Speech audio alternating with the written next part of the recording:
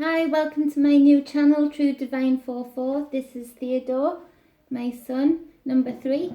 So we're giving you the invitation for the energies of the 19th of January 2020. Take what you will, take what helps you. Maybe keep the rest in the background, see if it helps you in the future or towards the end of the day of tomorrow. The energies roll into one, so just take what works for you on the day and leave what doesn't work for you. So the energies of today are a bit different, but very similar in a lot of ways to the other ones that I've posted up so far. So we've got the Eight of Swords. Now, it's not necessarily a pleasant card. This is feeling trapped in your own thoughts, cycles of thoughts going round and round. You know, it's an upsetting card. You feel trapped, you feel blindsided, you can't see a way out, you can't feel a way out. You know, it's constant reiteration of the same thoughts, thought patterns, cycles, those voices in your head, those doubts in your head, those labels that you've allowed others to put on you and you've put on yourself. Yes, ta-da! So, but it's a necessary process. It's not necessary that you stay in this part of the process. So what's coming after that is this beautiful card, the Empress, who keeps taking a turn to come in with that divine masculine card, also this being the divine feminine of the Empress and the Emperor. So the Empress is coming in today, which is perfect to go with. Do you want to hold that one up? This one? Perfect to go with the Eight of Swords, because the divine feminine energy, you know, has that brave aspect of being able to face self, being able to process things, have the intuition to look within those thoughts and see where they don't serve you. Look within those thoughts that you're having in the Eight of Swords card that Theodore's got, and see what lessons you can take from them, what you can transmute for your greatest good from them.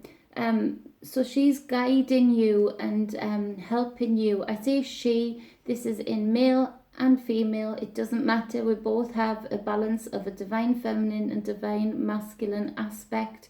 Nurture this side of you, this powerful side of you that is intuitive, that is compassionate, and can give you the bravery to look within the ego that's surrounded of all of these swords that maybe aren't serving you to your greatest good. These cycles of thoughts, these, as I said before, labels that you've allowed for yourself to have or allowed others to put on you. So that's a beautiful card to follow this card, in that the help is there within self. The energy is there all around you to tap in to that abundant divine feminine energy. Go for a walk. Take some fresh air, breathe it right in through your whole body and breathe it out from your whole body. Know that there's abundance there of the divine feminine energy to guide you and hold space and time for you to transmute these thoughts, these cycles into something that you can use. Do you agree?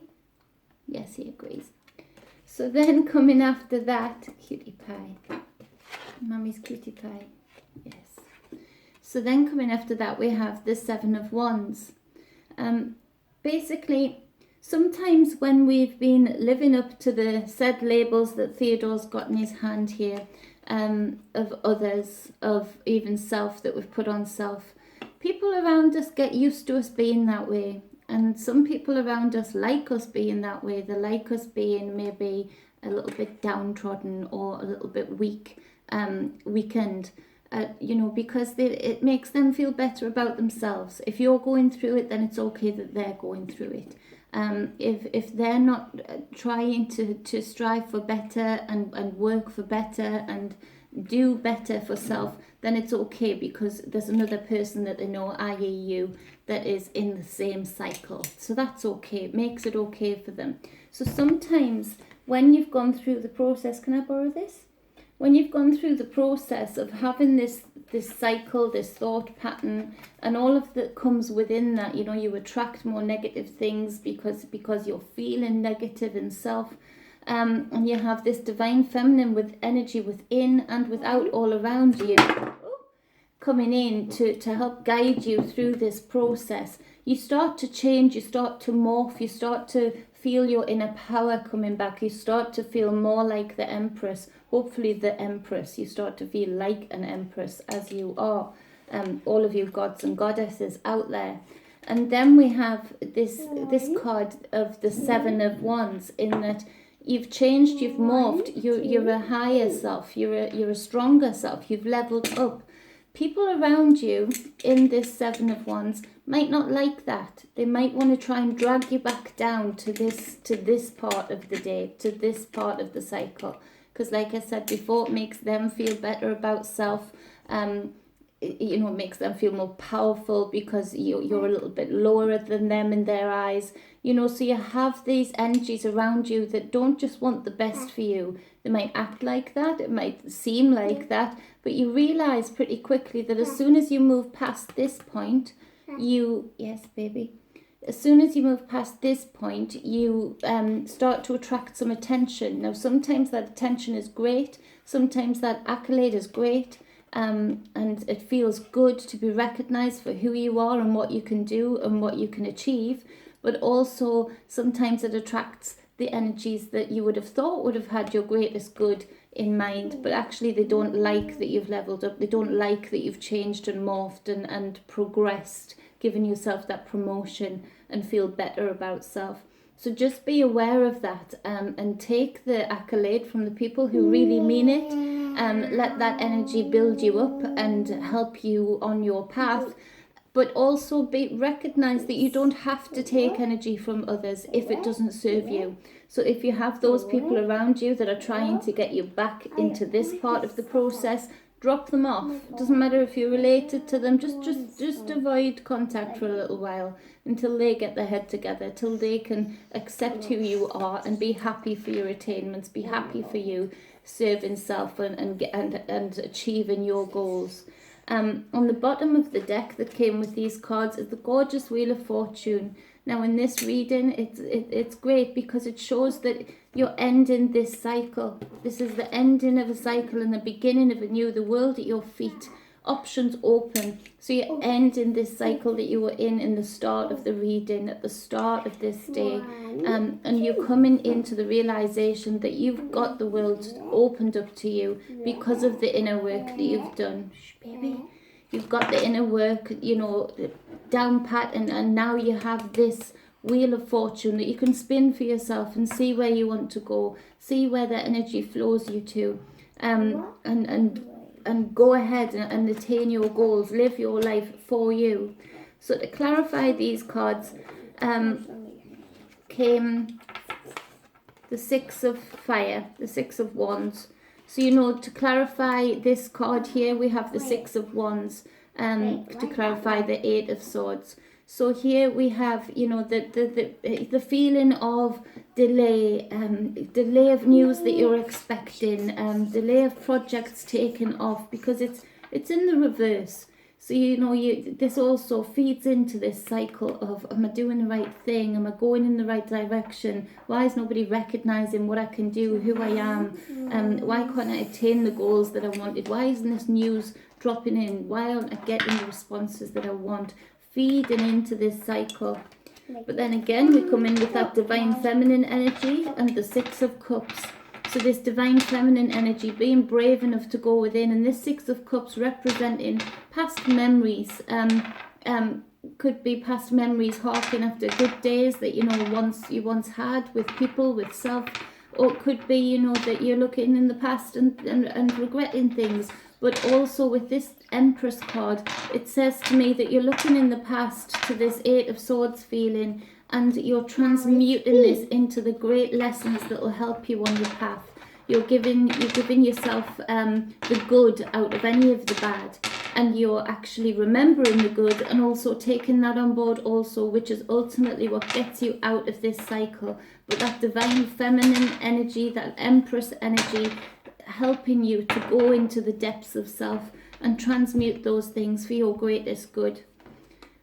To clarify the Seven of Wands, all of that attention for good and bad, we have the Seven of Earth, Seven of Coins.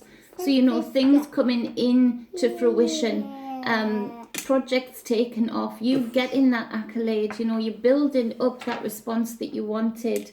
And again, ending, just to clarify, this Wheel of Fortune on the bottom of the deck, that ending of the old and beginning of the new. Am I boring you? Tired. So, you know, ending of the old, beginning of the new. New material success, the things that you've done, i.e. transmuting these hurts, these pains to level up. You're tired, baby. Cuddle in then. And so, you know, the transmuting those lessons of the past and making them tools in your toolbox rather than chains around your neck, making them something that you can use for your future. So it's a great reading in that, you know, it starts off a bit muddy, a bit mucky, but this is why I love tarot, because it gives you options, it gives you foresight and foreknowing, and just something, a little bit of hints or a little bit of tips to, you know, get out of something that you need to get out of, or get the most out of something that you need to get the most out of. Just to finish off, on the bottom of this other deck that was clarifying, we have the Nine of Wands. So, you know, that anointing, you have that gift, you know, that you're getting this accolade because you have something about you. You've leveled up, you know, there's something that people are recognizing, and it's the nearly there feeling that, you know, you're nearly at the 10 of Wands, but you're passionate about what you're doing and good news coming in. Again, being aware of those that want you to lift you up. Wow. Lift you up and give you space and time to be you and achieve the you that you want to be, and be aware of the others, you know, that maybe want to make these ones heavy on your back, and not hold you up, not give you that space and time, even though they might be pretending to do so.